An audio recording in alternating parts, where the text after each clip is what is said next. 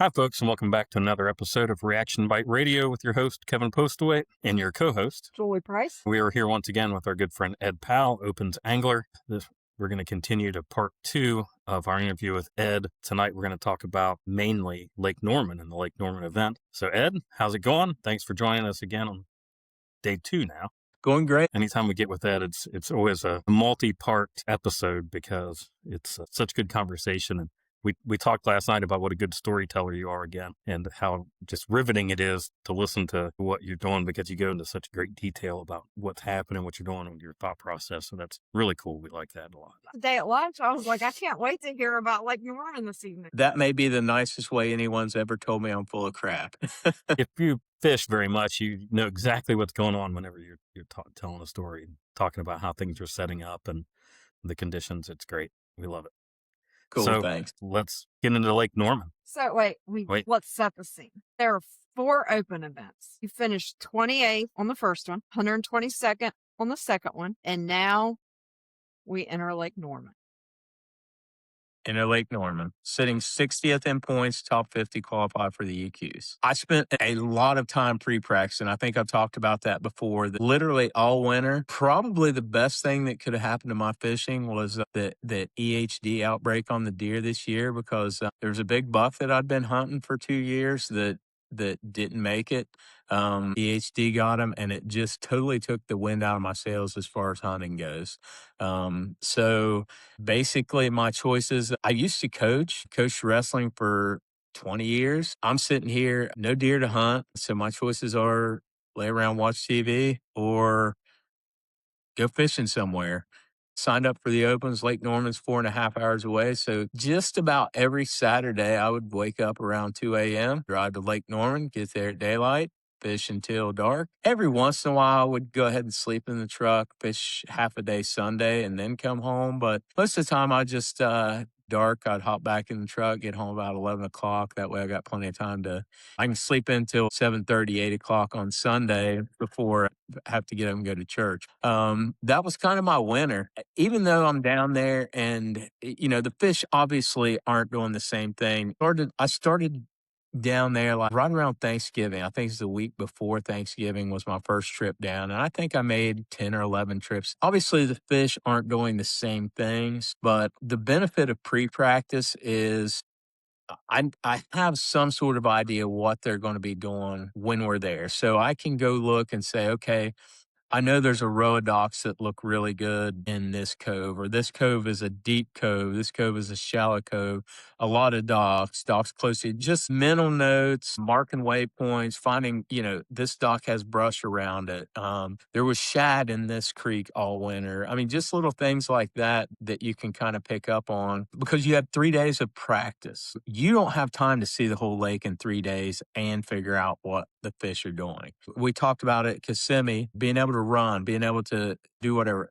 Familiarization with the area even is important. So you know where to stop and get gas, the easy intersections and the quickest route, just things like that can reduce your stress while you're on the water and allow you to really focus on fishing, figuring out what the fish are doing, where the fish are. And it really paid off because I really got dialed in on the exact kind of dock, I had about 6 criteria. The most important thing was the area. The majority of the fish I was catching were at the mouths of creeks, the bigger creeks, last quarter mile before the bigger creeks dumped into the main lake. Those fish, were transitioning out of the creeks from the spawn. It was, towards the end of the spawn, and they were setting up on the points of the little cuts in the mouths of the creeks. And it was very specific. And after reading and looking back at what the other guys did, I mean, a lot of the top 10 were, in the areas that I was doing it in. Second most important was depth. I needed to find docks, and I have my graph set up with color coding on my navigation on my maps. I needed the docks to either be touching the white, which is 15 feet, I believe, on the graph that I used to find the docks or the rows of docks I wanted. I need them to be either touching the white or almost touching the white. It didn't really matter if they were on a flat, but the end of the dock needed to come out to 15 feet of water and have deeper water around. If they didn't, the fish weren't on them. So that was number two. Number three, docks with floats were very important. Not that I didn't catch fish off of docks without floats. And what I mean by that, a lot of the docks, the water was really low, but you have the walkway that have posts, and the walkways stay the same height all the time. And then they set posts out on the end with big U-bolts, and they put a floating dock. Not all of them, but a lot of them have a floating dock that raises and lowers with the water level. Those floating docks produced a lot more fish than the fixed docks that just have poles. And a lot of those were still 6, 8 feet in the air. A lot easier to skip under than cast under those docks, but a lot of those fish really especially when it was sunny and calm, those docks with floats on them definitely held better fish and more fish. Those were really the big ones. There were a couple other things that I'd kind of look for. When it was cloudy, overcast, a little windy, I would get more bites on the backs of the docks. If it was sunny and calm, the front of the docks, deeper into the docks, and then skipping back under the docks. And I kind of even got it far enough dialed in to know that I didn't really want to skip under the docks first thing in the morning. And those slide poles, those corner poles on those docks, that's where they were positioned first thing in the morning and when the clouds were out. They would be out there and you could cast just a foot or two off of the docks, and that's where the bites would happen. But as it got sunny, calm, you really had to skip that. And a lot of those have literally 4 to 6 inches to skip under. It was not an easy task on some of those docks. No, size of the dock was another important thing. Some of those docks are 20 foot by 20 foot with no boat slip. I mean, I kind of knew by the end of practice and definitely by the end of the tournament, I almost knew when I rolled up on a dock that, yes, that is going to have a fish. That one may have a fish, or it's between two good docks, so I'll make a cast or two at it. But after being there, spending all winter there, knowing how different pockets, different creeks set up, I didn't have to use my practice time to go find new docks that I wanted. I already knew that this creek has really good docks. This creek doesn't. This creek is flat. This creek is steep. Your map tells you a lot of that, but there's still no substitute for actually laying eyes on it and knowing how it sets up. There was one creek, Buddy Whitney, we were talking about, he was going to go try that creek out. He said, "Have you been in this one?" I said, "Man, it looks good on the map, but I went in there and it's just not right." I said, "I don't even know how to explain it to you, what's not right about it, but I just know it's not right." And he's like, "All right." And I don't know, there could have been big ones in there, but it just didn't feel right to me. And it wasn't the same as what. And again, it was kind of that pre-practice feeling. I'd been in there in pre-practice and it just didn't look the same. As crazy as this sounds, it didn't feel the same when I pulled in there. And if your confidence isn't there, just go. Yeah. Roll. Yeah. So whenever you found these docks in pre-practice, or at least kind of an idea where they were, right? So during the tournament, you fished docks that you hadn't practiced at all. Like you hadn't necessarily seen that dock at all.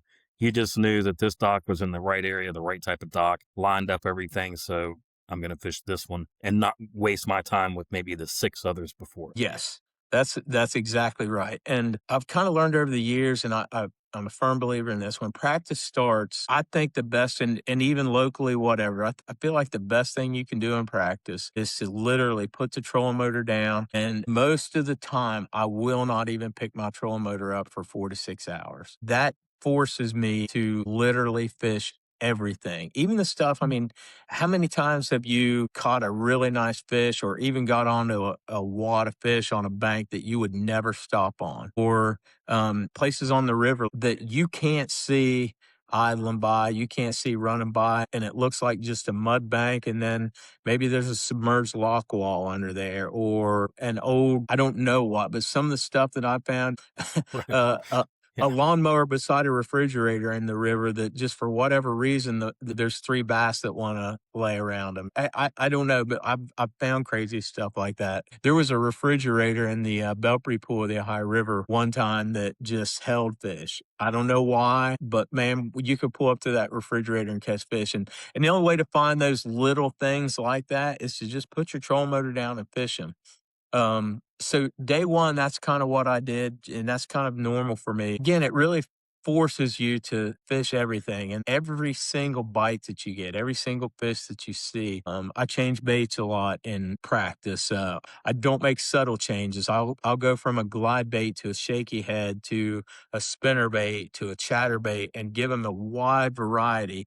And then if they're eating a glide bait and not a shaky head, or they're coming up and swiping the glide bait, but you don't get a sniff on the shaky head, then I'm going to make smaller adjustments away from the glide bait closer to the shaky head to kind of dial in.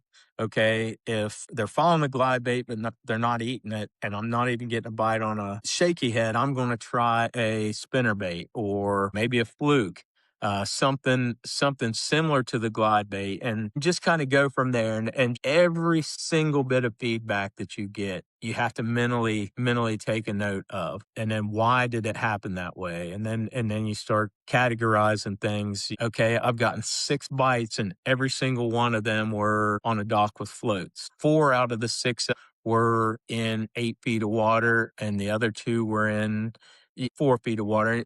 And you just start piecing the puzzle together with all that information you get. And then at that point, you can start running a little bit after gathering enough information, which for me is usually 4 to 6 hours.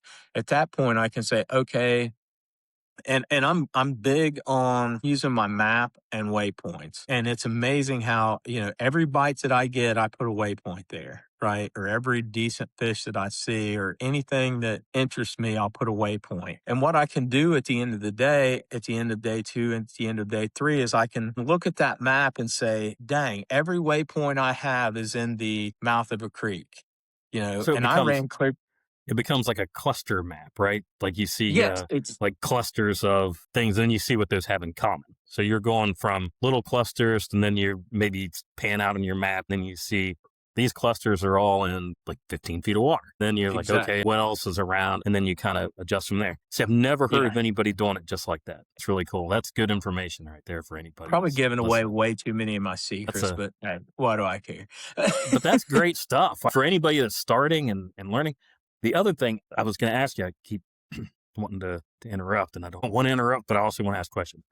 And Yeah, that you're is right. the graph has a place in a waypoint you can make a note. Do you use that option in your graphs at all? Do you make notes? Do you type a note in there anytime? Um, Very rarely, very rarely. It's something I've actually started doing this year, but I don't do it very often. And the kind of notes that I have been making this year, you follow especially, I would put 6-pounder as a note, and I might have 5 notes that all say 6-pounder, 5-pounder. What I do instead is these Garmin graphs give you about 73, they give you a lot of options for the symbol that you use for a waypoint, right down to there are 7 different fish that you can choose from as your symbol for your waypoint. So, something that I do if I'm finding bedded fish and I see the fish and it's a 3-pounder, I use the fish icon with a 3 on it. That way, as I'm looking at my map trying to find these bedded fish, I know to go to the 3s and 4s and not the 1s and 2s. Brush pile icon, there are icons that I use that way, but it's kind of time consuming and tedious to label them. And time is, when it comes to tournament fishing, even practice, when you only have 3 days of practice on a new lake, or even on our local derbies, most of us don't get to go practice as much as we want to go. We might be able to slip off for a day or an evening, and the use of that time is so important that I rarely find it efficient use of my time to type in uh, cypress tree or dock with floats or whatever. So not very often, but I do occasionally do that. More so in pre-practice. I don't think I've ever done it in practice. I've fished several of the bedding anglers, and one thing they'll do, and they do it, I guess, in case the water dirties up, is what I'm think is they'll kind of put a small description of how that fish is facing or where they want to cast to in case they can't see it in the bed. So I just wondered if you did anything like that. I've been with several people that do that. So I was curious. This is going to sound goofy, but I can't remember where I left my cell phone or my glasses or anything like that. But my crazy brain can like when this is insane. And guys who have fished with me are constantly saying, how do you remember that? How do you know that? And I don't know the answer of how. I mean, how do some people see the spin on a curveball or a fastball? How do Major League Baseball players see the things they see when they're throwing a pitch? And, I believe that's just one of the gifts that God gives us. And one of the gifts I feel like he's given me is the ability to remember exactly how every bedfish acted. I mean, it's people constantly who have partnered with me in bedfish are like, I'm like, okay, there's a stump right up here and he's laying right in between these two roots, or there's two, and people are like, how do you remember that stuff? I'm like, I don't know how I remember it, but Just burned in the when brain. I see it on the map, I can look up there and just a picture pops into my mind of how that fish was there. So, yeah. You said you might be giving away too many of your secrets, but I can assure you with pretty good certainty, most people are not going to put that much time and method into it. I just don't think that's a lot. It's a lot. Are you saying I fish too much, Julie? No, I'm saying you're very methodical. And we talked yesterday. I want to go throw my jig in rocks. That's what I'm going to do. I don't care if they want to spinner bait. You're very methodical, and this explains partially why you beat us. Eh, eh, Well, what it I'm does is very it makes me feel pretty good that we've been at least competitive with that in a few years. Separated in the last couple of years from us a little bit. It's been a while, but it's still good. throughout my life, I'm very, very system oriented. I'm big on if you make a mistake, figure out a way to not make it again. And the only way to do that is to put systems in place that, you do things a certain way and then you constantly improve if something goes wrong. Just a quick work example. We have a material trailer to do service upgrades, and that trailer has everything that you need on it. My rule is if you're ever on a job and there's something that you need that is not on that trailer, it goes on the inventory list so that when we restock the trailer and we use this inventory list, that we've gotten to the point, I can't remember the last time we had to run to the hardware store to pick up a part to do a service. And that raises your profit margin because a trip to the store to pick up a 79-cent part that you have to get someone's electric back on costs about $200 at the end of the day. So it's way easier to come up with a system, a way of doing things that's repeatable and efficient to make the job work better. And fishing's the same way. The fewer mistakes that you can make, the more efficient you are with your time, the better your practice is going to go, the better your tournament's going to go. And yeah. This is something I see from veterans a lot. I was getting ready to ask you, And were you in the military? Ed was in the Air Force. Okay. Yes. So my question was going to be, were you like that before your military service, or do you think that's something that you learned or maybe helped hone when you're in the military? That's a good question. I don't know the answer to that. I do feel like I remember one of my favorite things about the Air Force and being especially the Air Force. The Air Force isn't really the military, and I can say that because I was in the Air Force. I mean, it's Can't like say that. I was in there. I know. All right. It was like, that's another story for another day. I have a son who is in an army, and like we would literally haul the soldiers on our planes, drop them off. They would get on buses and go sleep in tents. And, the two airmen that were responsible for the electronics on the plane would get in their own rental cars and go to their hotels and stay while the soldiers are out. I'm telling you, Air Force is, I guess technically it's the military, and there may be some Air Force people out there who are going to be mad at me, but most of us know that it's the Air Force is not the same as what anyway. But My great late friend, Ron Craven, used to tell me all the time. He said, the Marines sleep in holes, the Army sleeps in tents, and the Air Force sleeps in hotels. that's So if anybody's going to the military, join the Air Force. And he said, of course, it's the Navy legit. sleeps in boats. Yeah. In bunks. He's like, out of them, he said, I'm not sure who has it worse as far as sleeping, whether it was the Marines or the Navy men. They sleep in the berths, and he's like, they're really small. But he's like, I know I have it better because he was a communications person in the Air Force. So it was funny. Yeah. So you're not the only one that I've heard it from. It's funny. It's a well-known fact. He was also methodical like that, though. That's one of the reasons I asked it. A lot of the military guys I've fished with are methodical like that, very system-oriented like you.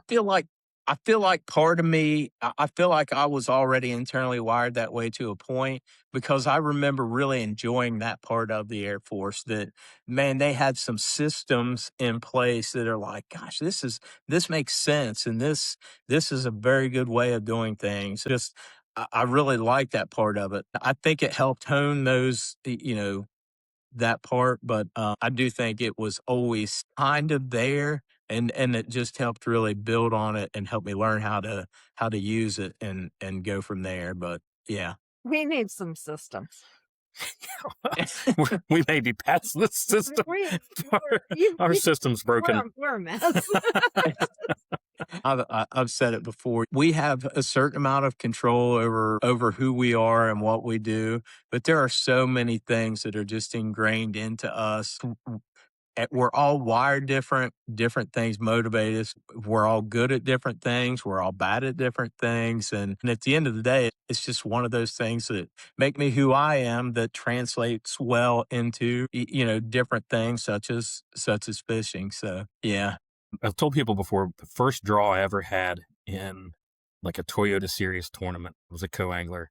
Drew out Ron Nelson, who now fishes Major League Fishing on the Bass Pro Tour. That was before he went pro. He was a pro before he was a pro, I remember telling people, and still to this day, number one, I think he's the best fisherman I've ever been in a boat with. The second is there was not one single wasted minute of his day, nothing. And it was smooth. It was the smoothest, most methodical movement through a day I've ever seen. I still think about it because it's just a sight to behold when someone is that efficient on the water.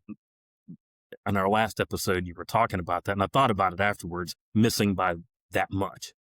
Mm-hmm. And it's those processes that you're talking about in the system you have that makes you not miss by that much, right? I mean, whenever one of your system things breaks down is whenever you miss by that much. And that much means that big of a difference, especially at that level.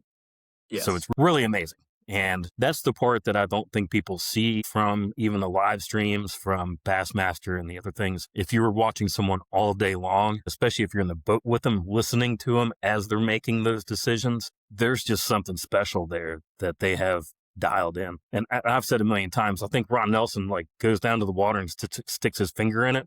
And it's like, yeah, I think that's what the bass are doing today. And he just works through it. It's amazing. It's something else. But that's the same. It's like that. It's the system. Okay, back to Lake Norman. Okay, back to Lake Norman. We always get off on tangents. We do. Yeah, day 2 of practice. By the end of day 2, I pretty well had my plan A and B kind of dialed in. I picked up a bait, and this is kind of a funny story. The big craze right now, you probably have heard of, are the urchin style baits, or the koikis. That's what the Eufaula tournament was won on. The fuzzy dice. Similar to a fuzzy dice, but a little They're different. bigger. Yeah, they're bigger, and they're more spiky looking than the fuzzy dice. Yeah, But let me just, I'll just. Yeah. Yeah. I almost bought So one. that- that is the you That guys is see your that pretty secret good? weapon? that is not No. the secret. That's not my secret weapon. This is what they caught him on at Eufaula, that Okay. Pake South, and he's been catching them. That is a 17 millimeter hide up koiki, big live scope bait. Nobody knows what they do or why they do it, but they absolutely catch fish, and they catch big ones. That was a popular size for a while. They went on to a bigger one. I ran and picked up a couple of those as soon as fall was over, and I realized that's what kicked my butt. I finally have thought I'm going to buy in. I'm at least going to go grab a couple of them. My buddy Doug Tingler up at High River Outdoors still had some. They were basically impossible to find. You can't find them. They're like $70 on eBay, and then you have to pay like another $60 shipping to get them from Japan. They're basically impossible to find. There's a lot of knockoffs now. I don't know if they work as good as the original. To me, nothing ever does. There's a lot of knockoffs that you can get. Timo version you can get for $379, maybe even a six, whatever. I think I'm the only person on the face of the planet I've never ordered anything from Timo. I haven't either. Two of us. you. Yay! So I bought two koi keys to see if I liked them. I've got a pond in my yard. Like we were talking yesterday, I'm weird about stuff. I've got systems. I got stuff that I do that just is weird. I go by these koi keys and I go to my pond, and the fish in my pond are starting to pre-spawn. And the fish in my pond are the smartest fish in the world because they have literally seen every single bait ever made. They get fish for, I'm going to say, approximately 300 days a year. If it's not frozen, I probably at some point walk out of my garage, grab a rod, and go throw a bait in the pond just because. So I run up to High River Outdoors. I buy a couple of them. I use them in my pond. I experiment with rigging methods and different things. And cruising fish are difficult to catch.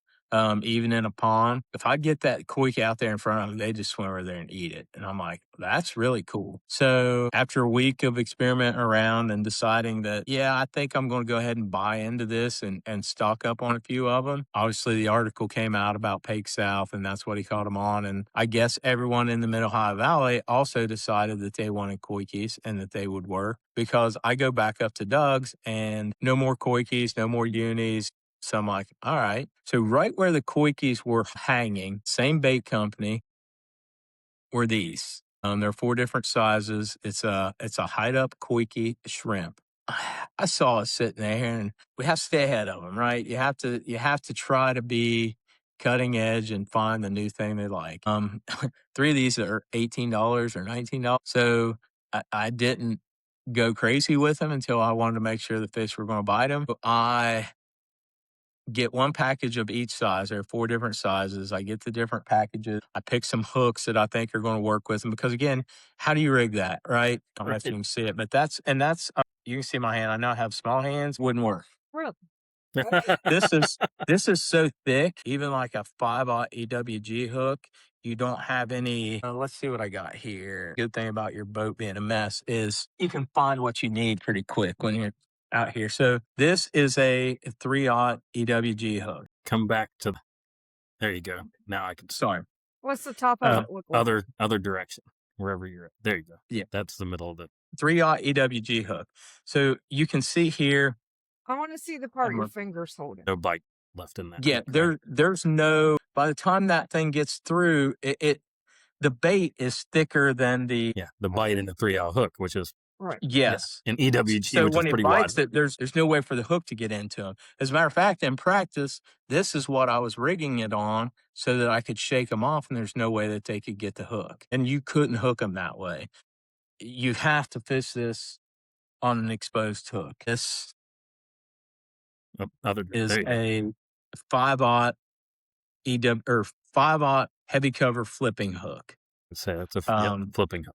It's a big. It's a bird of a hook. Yeah, it's what I used in Florida to flip through the weeds. So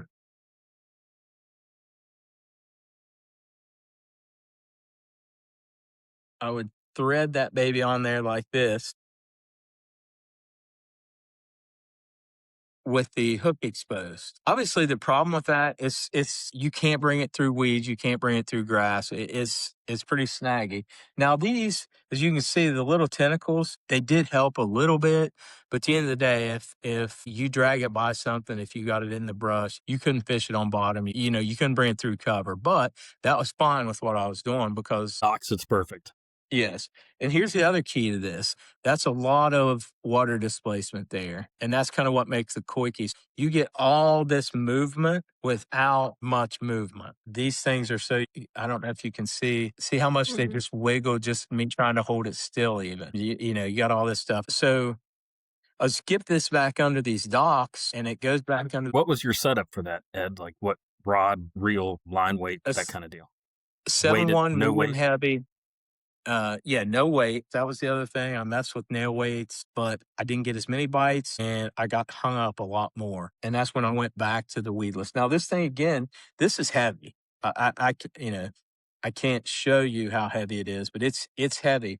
I'm throwing it on a 7 foot 7-1 medium heavy, 17-pound fluoro on a loose bait caster. I've got that big meaty hook and it skips like a dream. You could see the pictures that Chase took, as I'm casting that thing, you can see my rod load up. I mean, that's a chunk of a bait. That's a chunk of plastic. First saw that picture, I thought for sure that had to be a jig. Yeah. It's It's heavy enough that you can cast it and skip it. It skips better than a jig. A Senko on a spinning rod might skip a little better, but it didn't skip much better. I mean, this skipped as good as once I got dialed in on it and locked in and knew that's what I was going to be throwing and just the muscle memory.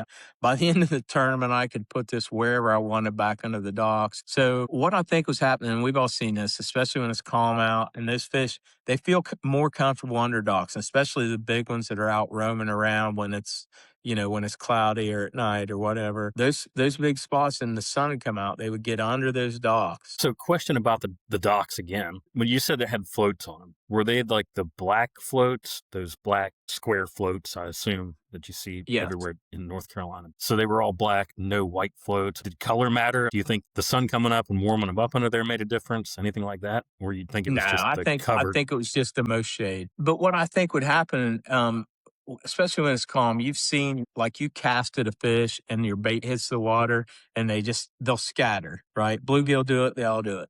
But they want to be under that dock. So I think I'm skipping that bait under the docks and those fish would scatter. So here's the other key. Most of my bites would come 5 to 15 seconds. So I would flip back under these docks or skip back under the docks with this. And I think those fish, it would spook them when it would hit the water and it would go out. And normally with a jig or shaky head or a Texas rig, when you skip back down there, those fish would scatter and then they would turn around and kind of look, what was that?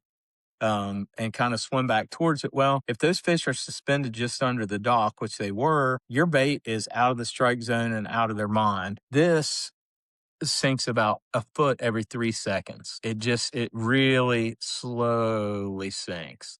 So Or than a fluke, right? slower than a fluke.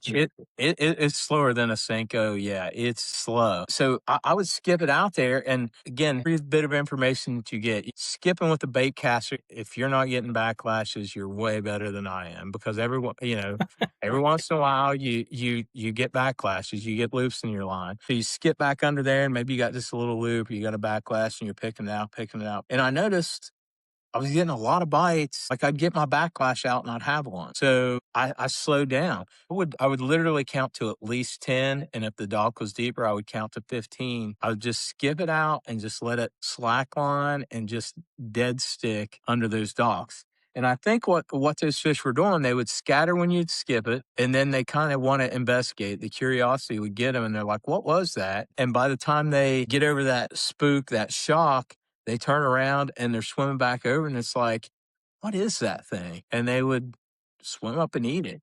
And it's so big, people are accomplishing the same thing with wacky rigs and Senkos and Nico rigs. And I was too. I was getting a lot of bites skipping those under docks. The problem was you're catching 14 inchers, 15 inchers, Right. 16. Smaller fish. Yeah. And this, I can't get over. I mean, this is a big bait. I didn't catch very many fish under a pound and 3/4 was like the minimum size fish that I caught on that bait. I caught more fish over 3 pounds than I did under a pound and a half on that bait. And I was getting 4 to 5 bites an hour.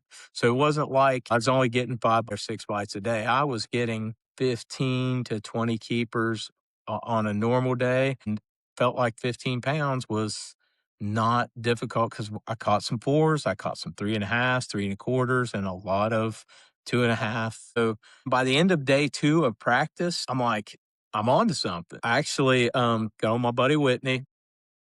Whit, will you try this? I got this bait. And again, we're competitors, but work together, share information. Yeah. So I'm like, Whit, I've got this bait. I really think, I think these fish are going to eat it. I think they're eating it better than anything else, but I want you to try it and tell me what you think. He calls me back in like 2 hours and says, hey, how many of those you got? You know, Whitney's such a great guy. You know, he took some and he used them some, but he didn't want to run my pattern, even though he knew, you know, he could catch fish on it. And he found a good deal of his own, you know, but uh, he just didn't have a great finish. Anyway, part of that was three-fourths of the way through day two, Whit calls me up and says, Ed, I spent a lot of time looking for bedded fish during day one and didn't find them. A lot of empty beds, a lot of small ones still on beds. Halfway through, two-thirds of the way, towards the end of day two, uh, Wick calls me and says, hey, I just saw two fish that were spawning and I think they're fresh. Full moon, I think there's a wave of them moving up. Well, at this point, I'm pretty dialed in on what my primary pattern is going to be. So I feel like I know the lake. I know where I don't have to spend day three looking for my stuff. I already know 10, 15 places that meet my criteria for catching fish. So I decided day three that I was going to go look for him. I did, and I started finding him, and he was exactly right. The majority of the spawn was over. There were a wave of fish that moved up during the tournament, and a lot of the guys, you know, at weigh-in who did well talked about that. I stumbled onto one about 4 o'clock on day three of practice that was a definite game changer. It was a Lake Norman unicorn, probably one of the top 5 biggest fish weighed in. I didn't look, but it was big bass leader on Bass Track for a while. But I just stumbled onto this fish in a place that other people looking, it was really tough to see. Just good luck and the willingness to be hard on my equipment got me in on top of this fish. I told you the lake was way down, and those walkways, most of them, the bottom of the walkways were 4 or 5 feet. Well, they were about here with me standing on the front deck.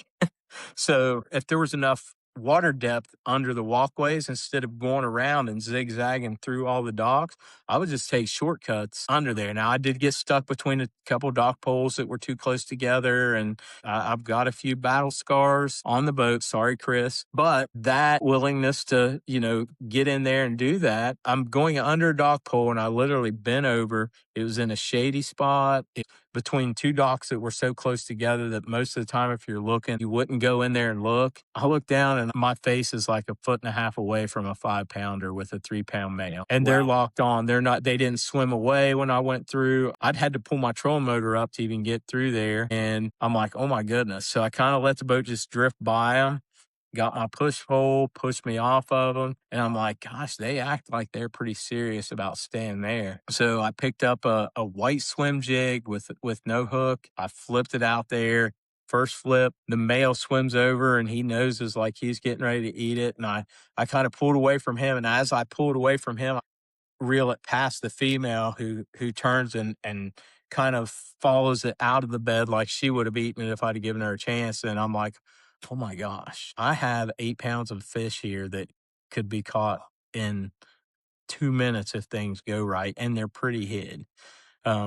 This is awesome. Well, I actually stumbled across two more. Both male and female were about 3.5 pounds, but I had a pretty good feeling that they were going to get found, and they did. Man, that's exciting. Ended up boat number 96. I decided I'm going to run straight to those fish and hope that there's not a boat sitting there. Or what gets you a lot of times, there may not be a boat sitting right on your fish, but there's a boat fishing towards your fish too close for you to pull in on, and it messes everything up. Yeah. You've either got to wait for them to pass it and hope they don't see it or hope they don't know where it's at, but then you're kind of wasting time, and that's important, or you just mess everything up. But so I run back in there, get towards the back of that creek where it's at. When I see that dock from 400 yards away and there's no boat sitting on it, I start getting the butterflies in my stomach. That, you know, that the whole reason that we play this game and do this, you know, that feeling that you get when you know it could be happening. Now, granted, this is just day one. I haven't even made a cast yet, but a 5-pounder with a 3-pounder on a bed at Lake Norman is a big deal. I get in there and I shut my motor off way back and I ease in there real slow. And I'm just like, it's almost like that big buck walking to you in a tree stand, or, you know, it's like, gosh. So I ease in there and the sun is not up and I can't see them, but I know exactly where they're at. And I didn't even want to put my power poles down. I take my rope and I tie myself off to the dock, ease up there real quiet. I flip my bait out there and kind of move it through the bed and I can't see anything. I thought at one point I saw a fish swim by. It's just like, did I really see it? So I reel in and the second flip, I flip out there and all of a sudden I see my bait get sucked in. I see the gill flare and it's just like, oh crap. I set the hook and I don't know if it's the male or the female. You always want to try to catch the female first of all possible, but I couldn't see him. It was just a chance I couldn't take. I just got to catch whatever bites, right? So I set the hook and daggone if it ain't the big one that ate it. And I'm like, I immediately start saying, please stay on, please stay on. And I'm fighting it. We're running circles around the boat. I mean, it's a big one.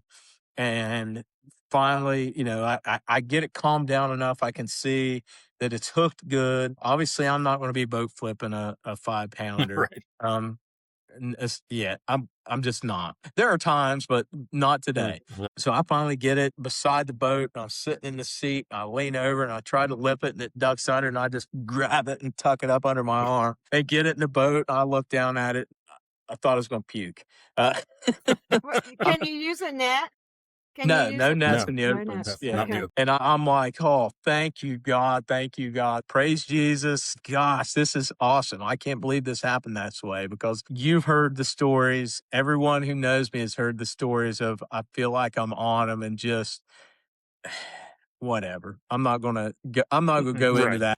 So many heartbreaks over the years in big tournaments, and to get this fish in on the second flip, knowing that and I'm like, just maybe this is the time. So I weigh it. It's bouncing between 414 and 415 on my scale ounces. So we'll just say it's a 5-pounder. I put it in my scale. I don't put the bobber on, and I just throw it in a live well. I sit down right here where I'm sitting now. I'm shaking. I mean, I'm shaking, right? So I get my phone out and I do my bass track and I put it in as a 414. And I actually got a Gatorade out of the cooler because there's no need. I'm so tore up right now that there's no need for me to try to fish again until I catch my breath. So I drink my Gatorade and I'm like, again, thank you so much, God. That could have went so bad. I I don't mean to sound this way, but I just almost expected that fish to be gone or somebody to be sitting on it or to lose it. I know I shouldn't be that way, but listen, if we could sit and tell all the stories about all the things that have happened in situations like this, so I put it in text track. I drink my Gatorade and I finally compose myself enough to get up and start fishing again. I'm like, I caught the female. I may be able to catch this male too. And in my mind, it was a 3-pounder. When I saw it, I felt pretty good. It was a 3-pounder. And a 5 and a 3, 8 pounds with 2 fish is crazy good, especially knowing that I can probably catch 7.5, 8 to go with it. So hop back up there, flip back out there. The very next flip, almost as soon as it hits the water, he swims over and eats it. And I'm like, oh gosh. And I set the hook, get him in the boat. And he is legitimately a 17.5-inch fish that weighed 1 pound, 12 ounces. That thing, I guess he really liked his partner because she wore him out. He was like, I expected him to be smoking a marble and having a little scraggly beard because he was like, he was thin. But still, at 2 pounders, it puts 2 in the boat.